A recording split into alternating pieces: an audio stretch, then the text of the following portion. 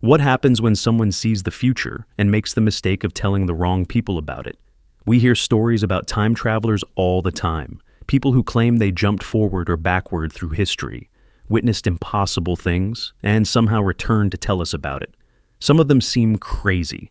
Others have details so specific, so verifiable, that you start wondering if maybe, just maybe, they actually experienced something beyond our understanding. But here is what you rarely hear about. The ones who stopped talking, the ones who disappeared from public life entirely, the ones whose careers were destroyed, whose families were threatened, whose very identities were systematically erased from existence. Because if time travel is possible, and if someone actually witnessed something they were not supposed to see, there would be people in positions of power who would do absolutely anything to keep that information from spreading. These are 10 documented cases of alleged time travelers who were silenced by governments after revealing what they saw. And once you hear what happened to each of them, you will never look at official denials the same way again. Let us begin. Number 10, the Philadelphia Experiment Survivor. This case goes back to 1943, and it remains one of the most controversial military cover-ups in American history. The official story says nothing happened. The witnesses tell a completely different tale, and the methods used to silence those witnesses set a pattern that would be repeated for the next 8 decades. On October 28, 1943, the USS Eldridge sat in the Philadelphia Naval Shipyard. According to official Navy records, it was an ordinary destroyer escort undergoing routine operations. Nothing special, nothing unusual, nothing worth remembering. But according to multiple witnesses, including crew members who would later risk everything to speak out, the Eldridge became the subject of a classified experiment involving electromagnetic fields and radar invisibility. The goal was simple: make the ship invisible to enemy radar. The military advantage would be enormous. What allegedly happened instead was something the Navy never anticipated, something that would haunt everyone who witnessed it. Witnesses described a greenish fog enveloping the ship. They described the vessel flickering, phasing in and out of visibility like a television with bad reception. The air around the ship reportedly crackled with static electricity. And then, according to accounts that the government has spent decades trying to discredit, the Eldridge vanished entirely. Not sank, not moved, vanished. When it reappeared, the horror began. Crew members were found embedded in the metal of the ship itself, their bodies fused with the steel deck as if matter had somehow lost its boundaries. Some had gone completely insane, screaming about things they had seen in a place that was not the Philadelphia harbor. Others described experiencing hours or days of subjective time, while only minutes passed for observers on shore. One man named Carlos Miguel Allende became the most vocal witness. He claimed he watched the entire experiment from a nearby merchant ship called the SS Andrew Furuseth. He wrote letters to researchers. He gave interviews when anyone would listen. He described what he saw in specific technical detail that seemed far beyond what an ordinary merchant sailor would understand. Allende spoke of men screaming as they materialized inside solid objects. He spoke of sailors walking through walls and never walking back through. He spoke of temporal displacement that left some crew members frozen, unable to interact with the present moment, visible but unreachable. And then the destruction of his credibility began. Allende was suddenly diagnosed with paranoid schizophrenia. The diagnosis appeared in his records with suspicious speed, as if it had been prepared in advance. His letters were dismissed as the ramblings of a madman. Every attempt to verify his military service records hit dead ends. Naval officials insisted no such experiment ever took place, yet they could never adequately explain why so many crew members from the Eldridge suffered identical psychological breakdowns. Researchers who tried to interview other Eldridge crew members found themselves stonewalled at every turn. Some sailors had died under unusual circumstances. Others had been institutionalized in facilities that refused to provide visitor access.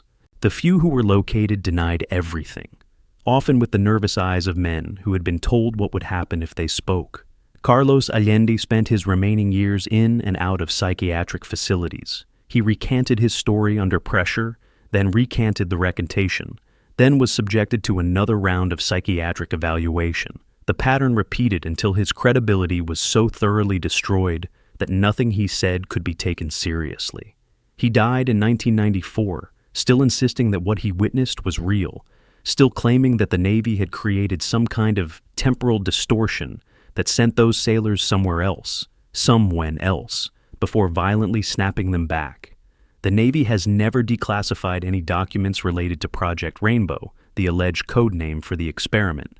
They have never explained why multiple crew members from a single ship all developed the same rare psychological conditions.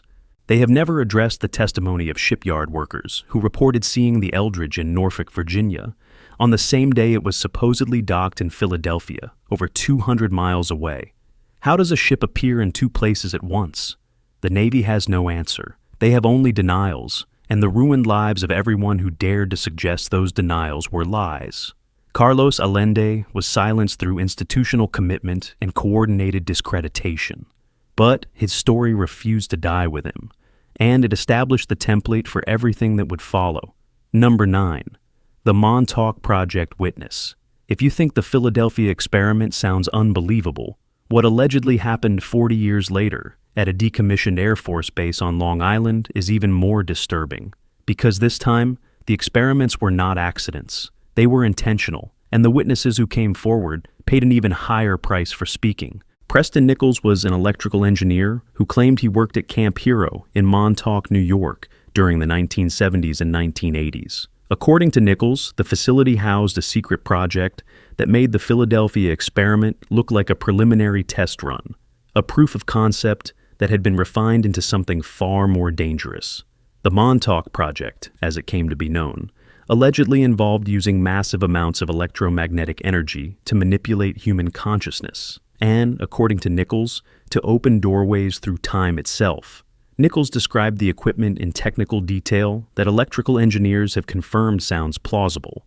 He described a massive chair apparatus that amplified psychic abilities, creating a feedback loop between human thought and electromagnetic fields. He described young men with unusual mental gifts being brought to the facility, tested, and trained to use their minds as tools for temporal manipulation. The experiments allegedly began with viewing other time periods, observation only, but according to Nichols, the program advanced to actual physical travel. Human subjects were sent backward and forward through the timeline, sometimes returning with physical evidence of where they had been. A subject might leave for what the facility clock showed as 30 seconds and return speaking of weeks spent in another era. They brought back objects, clothing from other time periods, coins with dates that had not yet occurred. One subject reportedly returned with a newspaper from 1944, the paper and ink authenticated as genuinely period appropriate, describing events that researchers could verify had actually happened. But the most disturbing part of his testimony involved what happened to the subjects who traveled too far. Some came back wrong, their bodies intact, but their minds shattered by experiences that human consciousness was never designed to process. They spoke of colors that do not exist in our spectrum. They described geometries that contradicted everything we understand about space. They reported meeting beings that were neither human nor alien, but something else entirely. Others did not come back at all. They simply vanished into whatever temporal void the experiments had opened, leaving behind only confused equipment readings and the traumatized memories of the scientists who watched them disappear. Their names were erased from records. Their families were told they had died in training accidents. Their existence was systematically denied. When Preston Nichols began speaking publicly about his experiences in the late 1980s, the response from authorities was immediate and aggressive. His professional credentials were questioned by people who had never questioned them before. Former colleagues suddenly claimed they had never worked with him, even colleagues who appeared in photographs alongside him. His consulting contracts dried up overnight without explanation. He received visits from men in plain suits who asked pointed questions about his sources and his intentions. What struck researchers as particularly suspicious was the coordinated nature of the discreditation. Within weeks of his first public interview, negative information about Nichols appeared in multiple publications simultaneously, as if someone had distributed a media kit designed to destroy him. His financial records were audited. His neighbors were questioned about his behavior. His phone made strange clicking sounds that suggested monitoring. Nichols maintained that the silencing campaign was proof that what he described was real.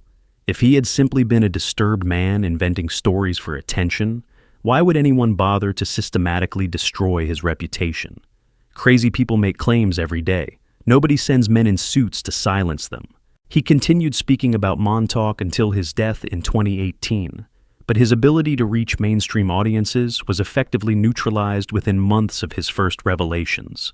The media that initially covered his claims suddenly lost interest.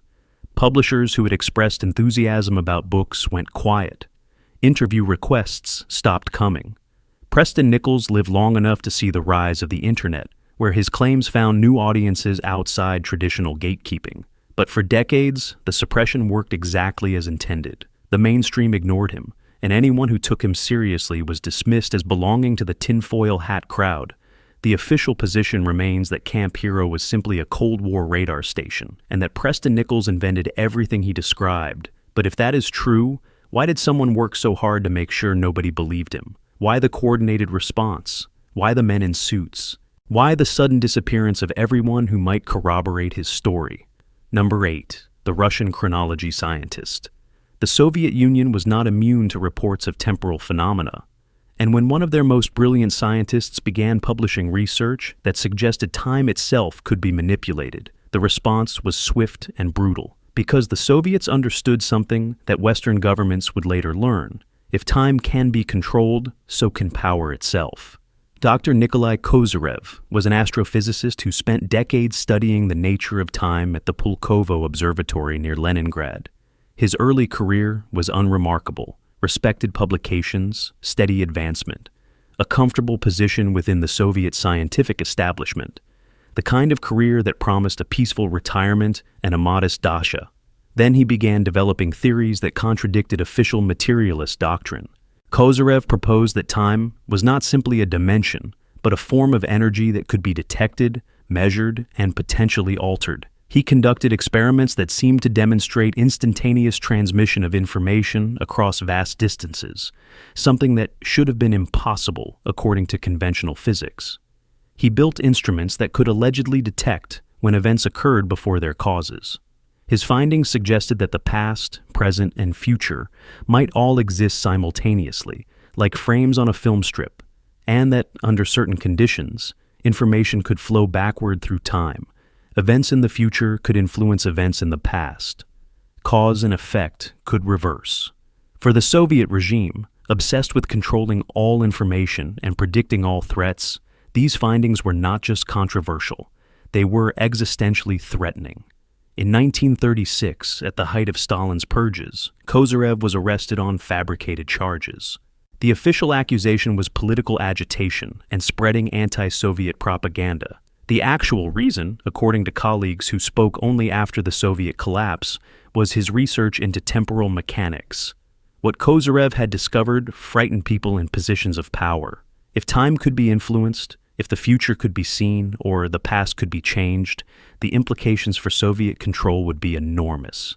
How do you maintain a totalitarian state if someone can see what is coming? How do you control the present if someone can alter what has already happened? Kozyrev spent 11 years in the Gulag, including time in solitary confinement, where the temperature dropped below freezing. He was subjected to interrogations designed to extract everything he knew about his research. He was starved, beaten, denied medical care. The 11 years he spent in the camps were designed to break him completely, to ensure he would never return to the research that had made him dangerous. During his imprisonment, Kozyrev's research was confiscated. His laboratory was dismantled. His instruments were either destroyed or transferred to facilities that have never been publicly identified. His colleagues were warned against continuing his work or even mentioning his name. Some were arrested themselves. The message was clear. This line of inquiry was forbidden. But Kozyrev survived. Against all odds, against the Gulag's documented mortality rate, he survived. After Stalin's death, he was rehabilitated and allowed to return to astrophysics. He continued his time research in a more cautious manner, publishing papers that hinted at his findings, without making the explicit claims that had originally endangered him. He spoke in euphemisms. He buried revolutionary ideas inside conventional astronomical observations.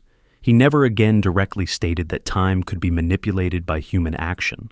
But those who read his papers carefully understood what he was really saying. When Kozyrev died in 1983, his personal archives were seized by Soviet authorities within hours of his passing. Colleagues who had access to his private notes reported that his most dangerous findings were never published, that he had discovered things about the nature of time that he understood could never be made public while he lived. To this day, a portion of Kozyrev's research remains classified in Russian archives. Requests from Western scientists to access his materials have been consistently denied without explanation. The KGB files on his case remain sealed. Whatever Dr. Nikolai Kozyrev discovered about time was important enough to cost him 11 years of his life in the harshest conditions imaginable. And it remains important enough that someone still wants it kept secret more than 40 years after his death. Number 7, the CERN physicist. The Large Hadron Collider beneath the Swiss-French border is the most complex machine ever built by humanity. Its purpose is to study fundamental particles by smashing them together at nearly the speed of light. Billions of dollars, thousands of scientists, the collective effort of dozens of nations. But according to one anonymous whistleblower, the experiments at CERN have produced effects that go far beyond particle physics, effects that senior management has worked desperately to conceal. In 2016, a physicist claiming to work at CERN posted a series of detailed messages on scientific forums.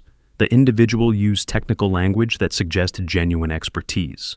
They described their role in data analysis, their security clearances, and the growing unease they felt about certain anomalies appearing in experimental results.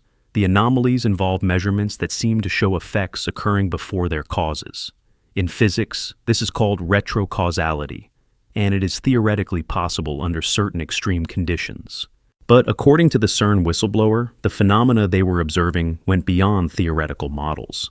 They claimed that during high-energy collisions, they detected signatures that suggested momentary connections to other points in the timeline, not nanoseconds of quantum weirdness, measurable, sustained connections that lasted long enough to record data. The physicist described internal discussions among senior staff that grew increasingly tense. They described concerns being raised in department meetings and dismissed without adequate explanation. They described a growing sense that something was being deliberately concealed from lower-level researchers, that data was being altered before it reached official analysis teams. Equipment readings that should have been straightforward showed impossible timestamps. Events appeared in records before the experiments that allegedly caused them had been run. Particle decay signatures matched predictions for collisions that had not yet occurred.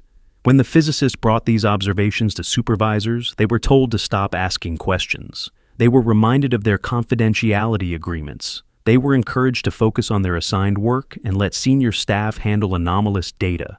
Then they announced they were leaving the organization. Their final post described being called into a meeting with individuals they did not recognize, not CERN administrators, people who did not introduce themselves or explain their authority. They described being asked to sign additional non-disclosure agreements with penalties far more severe than their original employment contracts. They described being strongly encouraged to take a sudden leave of absence for health reasons, despite being in perfect health. The forum accounts were deleted within 48 hours. Attempts to verify the individual's identity through CERN's public staff directories came up empty. When researchers contacted CERN Media Relations to ask about the claims, they received a brief statement denying that any such anomalies had been observed and refusing to comment on personnel matters. The efficiency of the disappearance is what disturbed investigators most. Within days, every trace of the physicist's online presence had been scrubbed. Email addresses bounced. Social media profiles vanished. Professional networking accounts showed no record of someone with their claimed credentials. It was as if the person had never existed. CERN publicly maintains that their experiments are conducted with full transparency and that no temporal anomalies have ever been recorded. But they have never explained who contacted the whistleblower, what documents they were asked to sign, or why the silencing happened with such speed and thoroughness. Somewhere, possibly, a physicist knows things about time that the rest of us are not permitted to know, and someone with considerable resources made very sure they would never share it. Number 6, the Air Force Base Technician. This case comes from a man who spent 23 years working at classified facilities for the United States Air Force. His name has been changed in public documents, but the details of his story have been verified by multiple independent investigators who found his background checks consistent with his claims. In 1989, Marcus, as he asked to be called, was assigned to a research installation in Nevada. His job was equipment maintenance for projects he was told not to ask about. He had high security clearances. He followed orders. He did his job without curiosity, which is exactly what made him valuable. The military loves people who do not ask questions. Then one night, he walked into the wrong building at the wrong time. Marcus described entering what he thought was a storage facility to retrieve replacement parts. The access codes he used should not have worked on that building, but they did. A glitch in the security system, a moment of vulnerability that would change his life forever. Instead of storage racks, he found himself in a laboratory containing equipment he could not identify. The air felt wrong, he said, heavy and charged with static electricity that made his hair stand on end.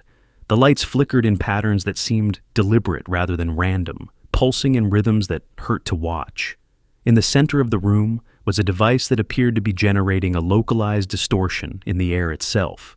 Not smoke, not fog, something that bent light in ways that should not have been possible. Through this distortion, Marcus claimed he could see images, scenes from what appeared to be a major American city, but different in ways that marked it as not belonging to his time. The architecture was unfamiliar, using materials and designs that did not match anything from 1989. Vehicles on the streets used technology he did not recognize.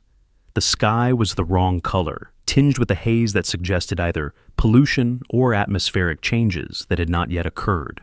Through the distortion, he could see people walking, living their lives in a time that was not his own. He stood frozen for approximately 3 minutes before security personnel grabbed him and escorted him from the building. They did not speak. They did not explain. They simply moved him to an interrogation room and left him there. What followed was 72 hours of interrogation. Marcus was questioned by individuals who did not identify themselves or their agency. They wore no uniforms. They showed no badges. They asked repeatedly what he had seen. They asked if he had told anyone else. They asked how he had bypassed security protocols that should have prevented his access. They asked these questions again and again in different phrasings, looking for inconsistencies. They deprived him of sleep. They alternated between friendly conversation and implied threats. The techniques were designed to determine whether he was a spy and to ensure his permanent silence if he was not. He was then presented with documents to sign. The documents were extensive. They outlined criminal penalties for disclosure that included decades in federal prison. They specified that speaking about what he had witnessed, even in vague terms, even to family members, could result in prosecution under national security laws. 3 weeks later, Marcus received a medical discharge from the Air Force. The diagnosis was sudden onset of paranoid anxiety disorder, a condition that had never appeared in any previous evaluation, and that his personal physicians could find no evidence of. His benefits were reduced. His service record was modified in ways that made future government employment impossible. Marcus kept silent for almost 20 years. He only began speaking in 2008 after being diagnosed with terminal cancer. He said he wanted to tell someone before he died. He said the silence had been worse than anything the government could do to him now. He said living with a secret that enormous had been its own kind of prison. His testimony included technical details about electromagnetic fields and spatial displacement that matched classified documents that would not be leaked until years later. He drew diagrams of equipment that corresponded with descriptions from other, completely unconnected whistleblowers who had never met him.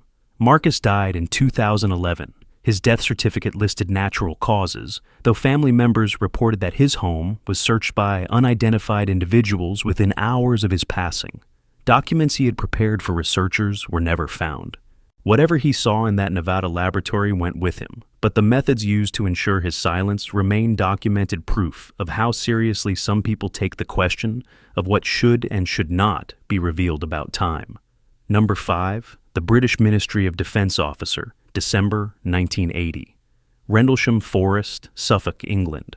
What happened there over 3 nights has been called Britain's Roswell. But according to one military officer involved in the incident, the extraterrestrial explanation is only part of the story, and possibly not even the most disturbing part. Colonel Charles Halt was the deputy base commander at RAF Woodbridge when American servicemen reported encountering strange lights in the forest adjacent to the base. Halt investigated personally. He recorded his observations on audio tape.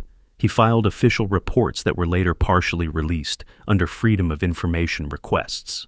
The popular narrative about Rendlesham involves alleged alien spacecraft, lights in the forest, triangular craft, radiation readings that exceeded normal background levels, the standard UFO narrative. What fewer people know involves the testimony of a lower-ranking officer who claimed the event was not extraterrestrial, but temporal, that the lights in the forest were not visitors from another planet, but visitors from another time, or perhaps doorways that allowed our own personnel to visit times that were not their own. This officer, whose identity was protected under British law, served under halt during the incident. Years later, he provided classified testimony to Ministry of Defense investigators in which he described experiences that went beyond the official narrative. According to this testimony, some personnel who approached the phenomena reported losing hours of time. Their watches stopped. Their memories contained gaps that later interrogations could not explain. They remembered approaching the lights, and then they remembered standing somewhere else entirely, with time having passed that they could not account for. And at least 2 individuals claimed they experienced subjective time periods much longer than the minutes that actually passed on external clocks. One serviceman allegedly described living through what felt like weeks of experiences in other locations, other times, before suddenly finding himself back in the forest as if nothing had happened. He described technologies that did not exist in 1980. He described landscapes that belonged to no place he could identify. He described meeting people who spoke English but used words and phrases that made no sense. When the Ministry of Defense conducted its investigation, these temporal displacement reports were separated from the main file and assigned a higher classification level. The personnel who reported them were reassigned to other bases, scattered across different countries where they could not compare notes. Their medical records were flagged with notations that affected their future career prospects. The officer who provided this testimony was himself forced into early retirement shortly after coming forward. His pension was reduced due to alleged performance issues that had never appeared in previous evaluations. Former colleagues received instructions not to discuss his service or maintain contact. He found himself isolated, discredited, and unable to prove that his decades of exemplary service had ever occurred. He died in 2015, still insisting that the Rendlesham incident was fundamentally misunderstood. Whatever those men encountered in the forest was not simply visitors from another planet. It was something that interacted with time itself in ways that frightened everyone who learned the truth. The British government has released thousands of pages of documents about the Rendlesham Forest incident, but certain testimony remains classified under national security exemptions that will not expire for another 60 years. Someone is still protecting whatever truth those servicemen discovered on those December nights. And whatever they are protecting, they do not expect it to matter until long after everyone involved is dead. Number 4. The Area 51 contractor. You have probably heard of Bob Lazar, the man who claimed he worked on extraterrestrial technology at a facility near Area 51. His story became famous. His credibility was systematically destroyed. His employment records mysteriously vanished from every database that should have contained them. But there was another contractor working in the Nevada desert during the same period, whose claims focused not on alien visitors, but on technology allegedly brought back from the future. Technology that suggested time travel was not just possible, but had already been achieved. This individual, documented only as Subject 7 in leaked debriefing transcripts, claimed to have worked on a project involving artifacts recovered from what senior officials described as a temporal incursion. According to the transcripts, which surfaced briefly online before being removed by coordinated legal action, Subject 7 was a metallurgist assigned to analyze materials that exhibited properties inconsistent with any known manufacturing process. The alloys contained isotope ratios that did not match any natural or artificial source on Earth. More disturbing, some materials appeared to have been manufactured using techniques that did not yet exist in 1989. The crystal structures were wrong. The molecular bonds used configurations that required temperatures and pressures no human facility could generate. The materials were lighter than they should have been, stronger than they should have been, more conductive than any substance in the scientific literature. Subject 7 allegedly reported that colleagues whispered about where the materials came from. Some believed they were extraterrestrial. Others believed something even stranger, that they had been recovered from a location in the American Southwest after an event that temporarily linked two different time periods. An accidental doorway. A brief overlap between when we are and when we will be. When Subject 7 began asking questions about the origin of the materials, the atmosphere changed immediately. Conversation stopped when they entered rooms. Colleagues who had been friendly became distant. Supervisors reminded them repeatedly about the boundaries of their assignment. Within weeks, the IRS initiated an audit of every financial transaction Subject 7 had made for the previous decade. Employment verification requests sent to educational institutions came back showing no record of their degrees. Professional certifications they had held for years were suddenly marked as invalid due to paperwork errors that no one could locate. The message was clear. Stop asking questions or everything about your identity will be erased. Subject 7 stopped asking questions. They completed their contract and left the facility. But when they later attempted to discuss their experiences with researchers, they discovered that their professional existence had been systematically dismantled while they were still living it. Former employers denied they had ever worked there. Universities denied they had ever attended. Government databases showed no record of security clearances that had allowed access to some of the most classified facilities in the country.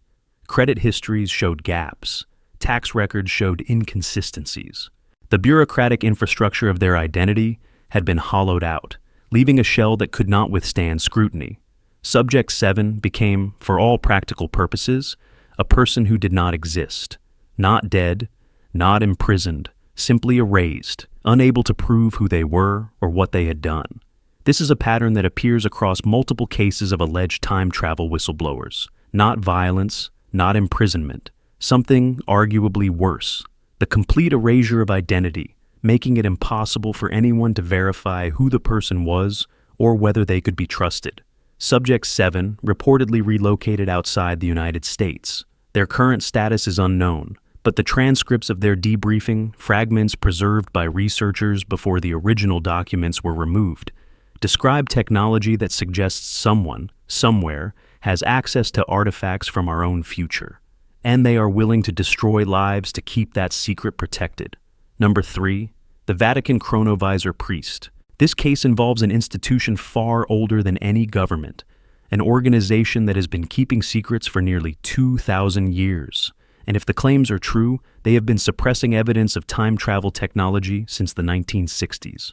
Father Pellegrino Ernetti was a Benedictine monk, a respected scholar of ancient music, and according to his own testimony, one of the developers of a device called the chronovisor. The chronovisor allegedly worked by detecting and reconstructing electromagnetic radiation from past events.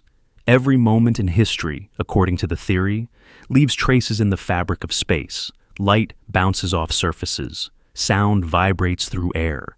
These impressions never truly disappear. They simply become fainter and fainter until they are undetectable by normal instruments. The chronovisor captured these traces and converted them into viewable images and sound, a window into the past that could show events exactly as they occurred, regardless of what history books claimed. Ernetti claimed that a team of scientists and theologians, working in secret under Vatican sponsorship, used the device to view historical events that had never been documented. He claimed they witnessed the destruction of Sodom and Gomorrah. He claimed they observed the Last Supper. He claimed they saw Christ on the cross, hearing his actual words in Aramaic, watching history unfold exactly as it had happened 2,000 years ago.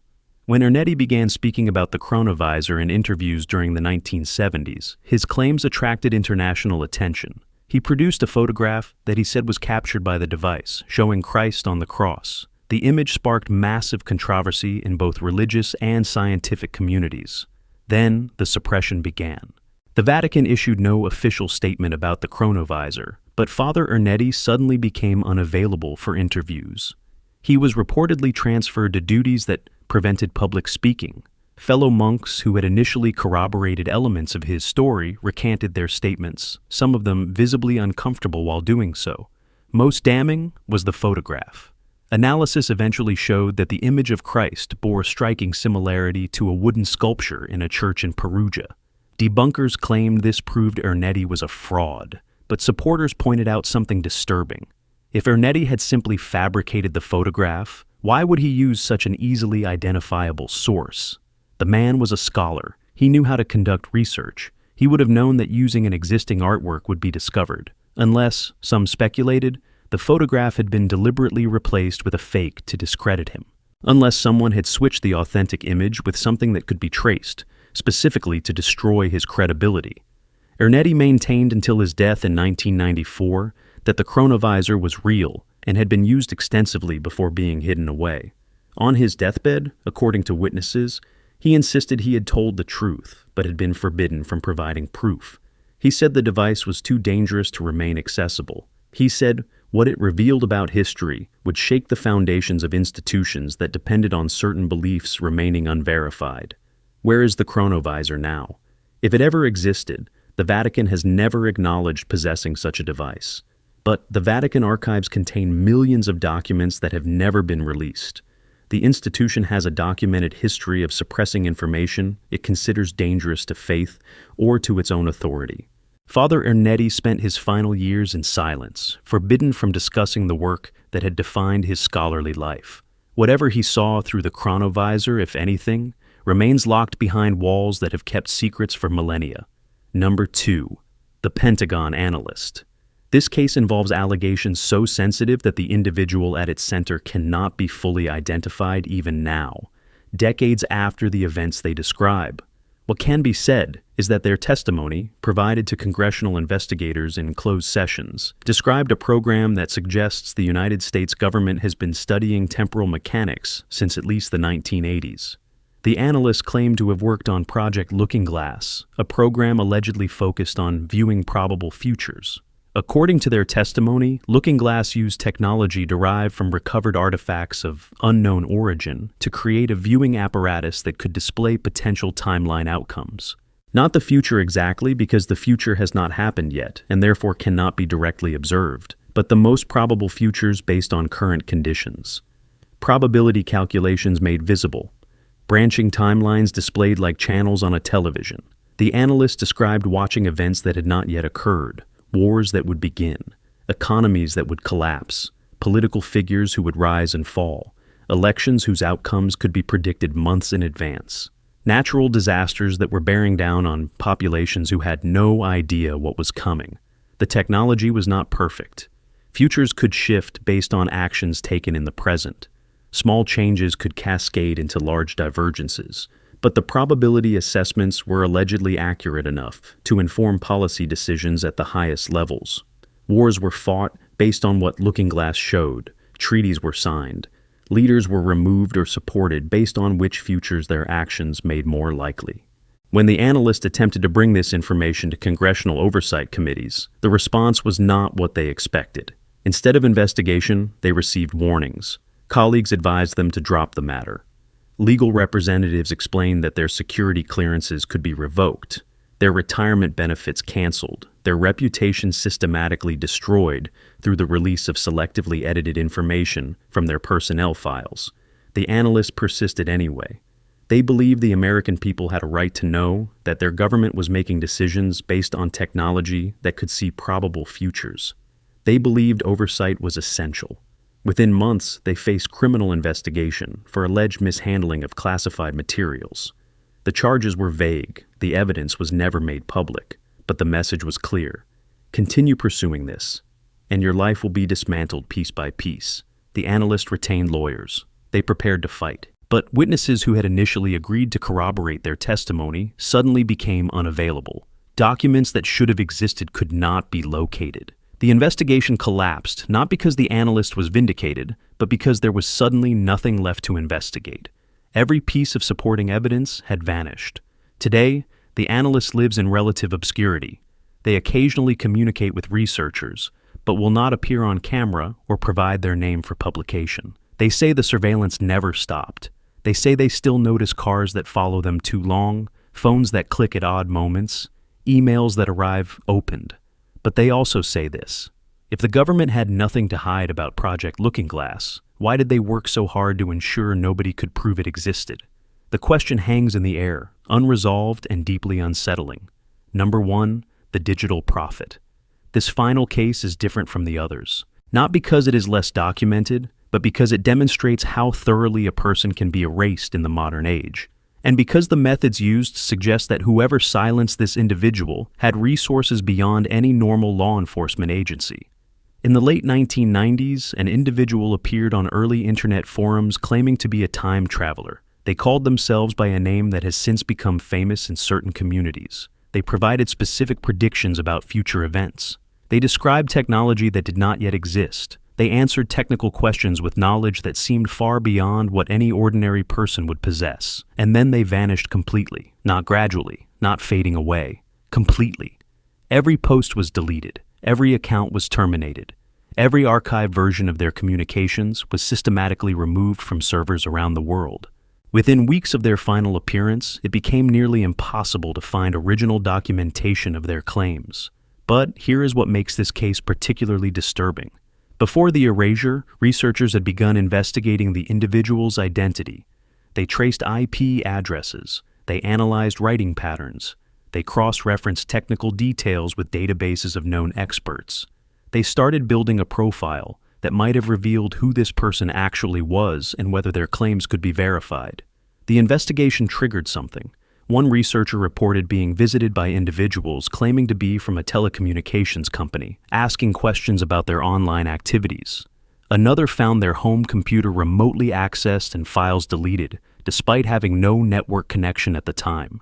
A third received phone calls in the middle of the night, with nothing but silence on the other end, calls that their phone company had no record of. Every researcher who seriously pursued the identity of the digital prophet experienced some form of interference or intimidation. Some dropped the investigation immediately. Others persisted for months before the pressure became too great.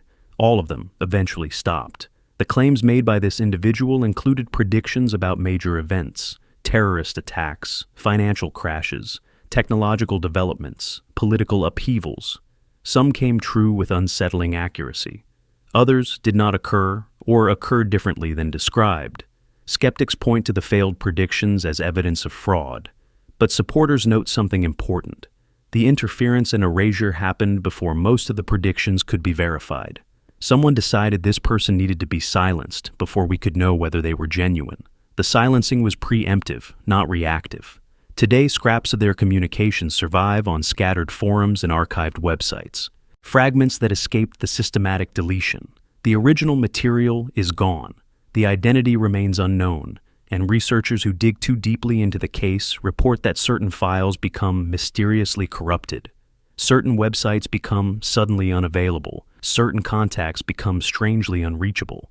Whoever this person was, someone with enormous technical capabilities, decided they could not be allowed to continue speaking.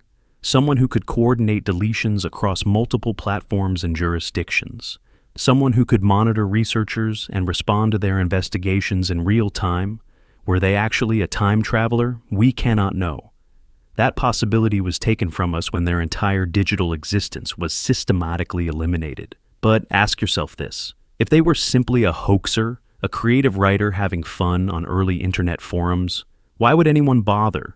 10 individuals across 8 decades and multiple continents. Each one claimed to have experienced something that defied our understanding of time.